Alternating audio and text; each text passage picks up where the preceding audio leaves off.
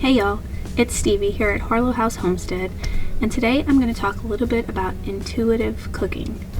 It's my preferred method of cooking because living on a homestead and producing most of your family's food means that your ingredients are always changing. Cooking intuitively also means that you'll save lots of money because you'll be finding creative ways to use up what's in your fridge and pantry rather than more trips to the grocery store. Since grocery stores really only started popping up sometime in the 40s, before that, cooking intuitively was how every woman cooked. So I suppose my definition of cooking intuitively would be to begin with what you have on hand, rather than beginning with the recipe. Work with what you already have instead of thinking about what you'd like to cook, then going grocery shopping for the ingredients that a recipe calls for. So if you are used to cooking from recipes, I think that cooking intuitively could be considered cooking backwards. I find so much freedom and enjoyment in the creative process of throwing together a delicious and nutritious meal for my family, and if I were following recipes and measuring all the time, I would go crazy and cooking would feel like drudgery.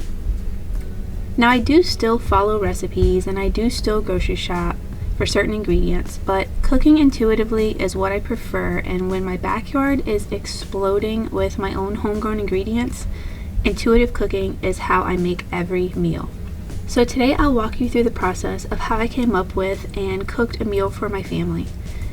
It began when I was nursing my baby to sleep. I started thinking about what I had in the fridge that needed to get eaten so it wouldn't get wasted.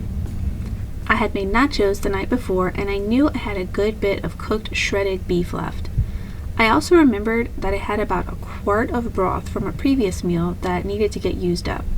I started thinking about the beef and the broth together, and it was pretty obvious that I needed to make some kind of soup.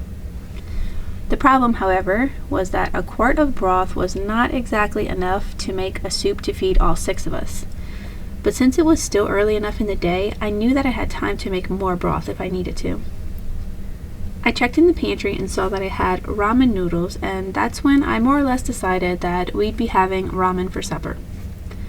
I knew that with only meat, broth, and these noodles, I could throw together a nourishing meal.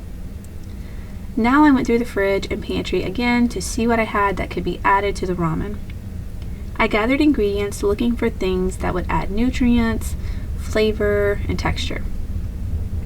In the fridge, I found some fermented jalapenos from last summer that I could add to me and my husband's bowls.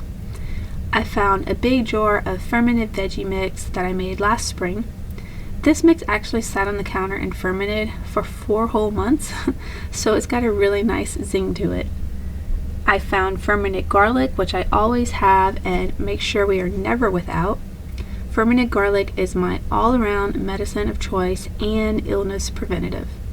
I had enough eggs so that everyone could have a boiled eggs in their bowl, and if you'd like to know all the ways that I make sure our chickens provide us with an abundance of eggs in the winter, I have a video all about that I'll link in the description. I found a handful of portobello mushrooms that I had left from another meal, and mushrooms make everything better, so I was excited that I had those. And at this point, I want to be clear that I'm looking around for anything that I think will be good in ramen. None of these extras are necessary, but finding more and more is one of the fun parts of the creative process that I was referring to. I had enough tamari sauce. I had a red onion that was destined for a meal later in the week, but I knew that I wouldn't need the whole thing, so I decided to just use a bit for our ramen. There was one lonely yellow bell pepper in the fridge that was very close to beyond being usable, but I knew that if I chopped it up and cooked it in a bit of lard, it would taste amazing in the ramen. So one other place besides the fridge and pantry that I look when throwing together a meal is my yard. I did have some fresh herbs out in the garden that I knew would taste lovely in the ramen and provide a boost of nutrition, so I went out and clipped some chives and cilantro. As I was walking back, my Peggy Martin roses caught my eye, and I decided that they'd add some really nice color and interest to the ramen. Rose petals don't have much of a flavor, so it's safe to toss them onto just about anything, and I love to do that. So back inside with all of my ingredients, I began by making another batch of bone broth because, like I mentioned earlier, a quart was not going to cut it. I like to make bone broth once a week to use in most of our meals or for us to just sip on. I make beef, chicken, pork, duck, and rabbit broths, as well as seafood stock from the shrimp and fish that we catch. But today I needed to make chicken broth because I had a meal planned later in the week that I needed chicken for. So by making more broth today, I will also have cooked a chicken that I can stash away in the fridge for later. Intuitive cooking is like this. You're always doing something today that is a little bit from yesterday and a little bit for tomorrow. Most meals end up bleeding over into the others, and you're always thinking about how to make something with part of what you've already done. When the chicken was done cooking, and it takes about an hour, which is not bad for a whole frozen chicken, I picked off the meat and put everything else back into the pot. I cut off the root part of an onion and dropped it in there. I love peppercorns in our broth, so I threw in a handful of those. I added the stems of the cilantro and chopped a few stalks of celery and carrots to add flavor. And lastly, chicken feet, which I always add. The other ingredients are optional based on if I have them or not, but at least 2 or 3 chicken feet always go in because they are truly a superfood and provide minerals, amino acids, and amazing collagen to our meals. They give broth that nice gelatinous texture. Once the broth was ready, I strained it into a pot and started building our bowls. Cooked rice noodles, then a hearty handful of that leftover shredded beef. I ladled the very hot broth on so it would heat up the meat. Then I just went along adding all of the yummy ingredients that I had gathered.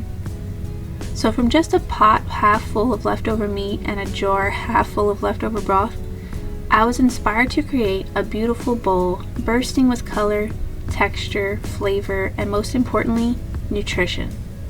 There's nothing more important to me than the health and wellness of my family, and I take my role as the cook of our home very seriously. I hope this video inspires you to cook backwards, as it were, and to get creative in your own kitchen. Feel free to comment letting me know which types of videos you'd like to see. Thanks for watching. Bye y'all.